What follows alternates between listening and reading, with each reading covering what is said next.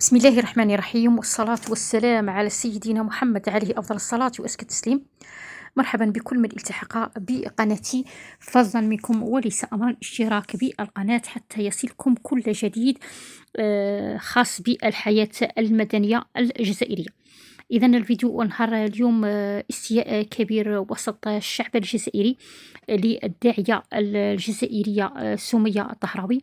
سمية الطهراوي كانت داعية على التيك توك، والتي كانت متحجبة وتلقي دروس خاصة بالإسلام والدين الإسلامي والانضباط الصلاة، قيام الليل. أنا شخصيًا سمعت لها فيديو عن قيام الليل، وقالت أن قيام الليل يحل المشاكل. خاصك الدراهم قيام الليل، خاصك الصحة قيام الليل، خاصك الخدمة قيام الليل. فيديو جد مؤثر، يؤثر في النفس الطاهرة، النفس البريئة، النفس التي على الفطرة. طبعًا وجهها جد وضاء، وفيه نور رباني. طبعًا أستاء كثيرًا لما رأيت صورها في مواقع التواصل الاجتماعي، خصوصًا تيك توك واليوتيوب، وهي عارية الشعر. طبعًا مهما كانت الأسباب التي دفعت هذه البنت الكريمة إلى دفع الخمار، التي دفعتها إلى نزع خمارها، فليس لها الحق. ليس لها الحق، لأن الله سبحانه وتعالى الله يغار على ما أمرنا به ولم ننفذه. الإنسان، خصوصًا المرأة جميلة بحجابها وبعفتها. عمر المرأة ما كانت جميلة بنزع الحجاب. الشعر فقط الشادي، تعرفوا شنو الشادي؟ هو القرد. القرد هو اللي معمر شعر. قال لك: لا تحسبن الجمال بأثواب تزينون، ولكن الجمال جمال العلم والأدب. آآ ولا تحسبن تخونني العبارات عن الأشياء اللي نحسبوها. تفقد قيمتنا الاجتماعية، وهي في العكس تماما. ترفعنا أكثر. لماذا يا سمية نزعتي الحجاب؟ ارجعي لحجابك، وارجعي للفيديوهات اللي كنتي ديريهم، مهما كانت السبب. طبعا قصدتي ناس وما رفدوكش، يرفدك ربي سبحانه وتعالى، هو اللي يرفدك. طبعا وما تحسبش بلي الناس كاع راها لاباس عليهم وبخير عليهم، قصدتيهم في الدرهم ما عطاوكش، ولا قصدتيهم في الإعانة كاين ناس بحال غير تبان لك بلي راهم بخير عليهم. وحنا كاع الشعب الجزائري كل طبقة واحدة، كل كيف عندنا نهار وما عندناش نهار الآخر. نديرو غدانا وما نديروش عشانا. نحاربوا في الحياة، نحاربوا في حياتنا. كل أسرة متوسطة، الغني فينا ماهمش ياسرين، الأغنياء ما عندناش ياسرين، وعندنا في الطبقة المتوسطة والطبقة الفقيرة. خاطر تبان لك بلي الإنسان تشوفي صحباتك وتشوفيها الهمة والتحواس والحاطة، وهي هذاك ما تكسب، ولا ربما جاتها من اللي الأشخاص مقربين لك. تبان لك بلي راهم بدراهم هم ما يعاونوكش، وهما عندهم فقط باش يسد حالهم.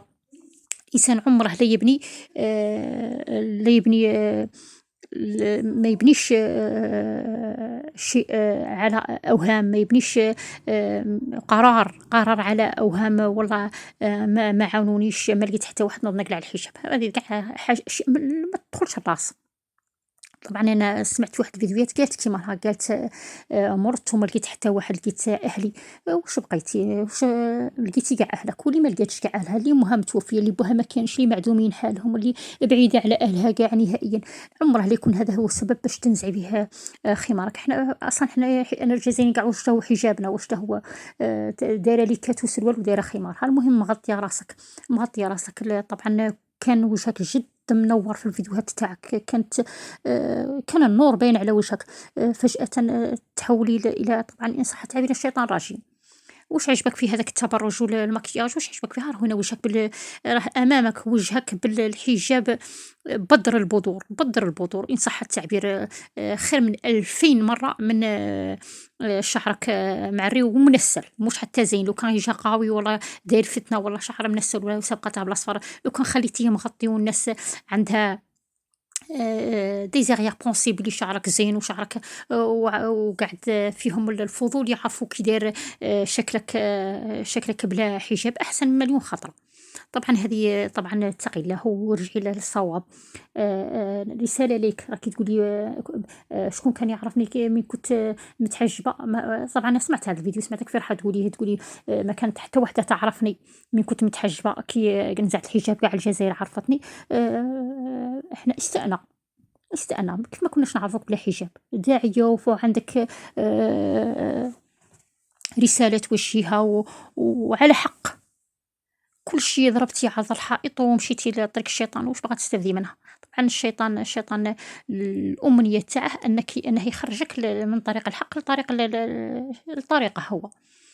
شوف الموت راه غير يترفد. الدنيا ماهيش الدراهم، والدنيا ماهيش الشهرة، الدنيا ماهيش ماهيش عندك، موش عندك والّا ما عندكش. الدنيا عُمر الإنسان عُمره هدية ربي سبحانه وتعالى يعطيه له هدية. ذيك الهدية يليق الإنسان يحتفظ بها ويقدّسها ويصونها ويرجعها لمولاه، يرجعها كيما عطاها له، كيما ولدته يومه، كيما ولدته أمه. صدقيني سمية، كصديقة، كأم، كبنت، كأخ، ديري حجابك، رجعي لحجابك أحسن لك. ما راحش كدير ديريها نزوة، ديريها نزوة. والشيطان غلبك وما عرفتيش تتصرفي وما لقيتيش شكون يردك. أنتِ بالحجاب مليون خطرة أحسن من بدون حجاب. سفيرتنا في الدول العربية واش يقولوا علينا؟ داعيات الجزائريين نزعنا الحجاب. فضيحة، فضيحة قدام الأعراش والأجناس والأمم. تلقي صورتك عند المصريات وعند المغربيات وعند الليبيات وعند السوريات وعند مشمتة بينا ما جاياش، ماشي ما تقوليش حتى حد ما دخلني فيه، ما دخلك فيا. طبعًا لو كان جيتي من بلولة، لو كان ظهرتي من بلولة بأسلوبك بالأسلوب الثاني، بالتعري والتبرج، كان من يقول لك. بصح من دخلتِ لهذا المجال دخلتيه بحجابك وبطريق الحق ويقين ونور، ومن بعد ضربتي كل شي على ضرب الحائط، كاع نسالو فيك، كاع نحتاجوك تكوني كداعية، نحتاجوك تكوني كداعية. الداعيات الجزائريات قليلات ما كانش، قاع دوري في اليوتيوب ما تلقيش داعيات الجزائريات. عندنا شوفوا المصريات، شفنا المصريات فقط.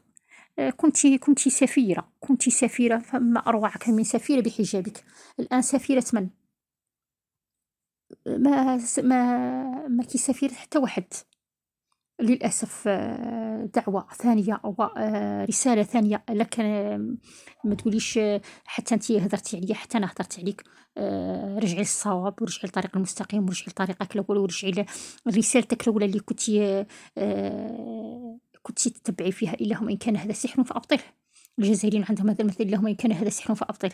اللي كان والله حسد والله واحد خلخلك في راسك والله، الله يبعد عليك وإن شاء الله ترجعي للصراط المستقيم. وداعًا للتبرج. التبرج تتبرج فقط القردة، القردة فقط تتبرج. أما المرأة المسلمة بحجابها أسلم وأنور وأجمل. إلى اللقاء.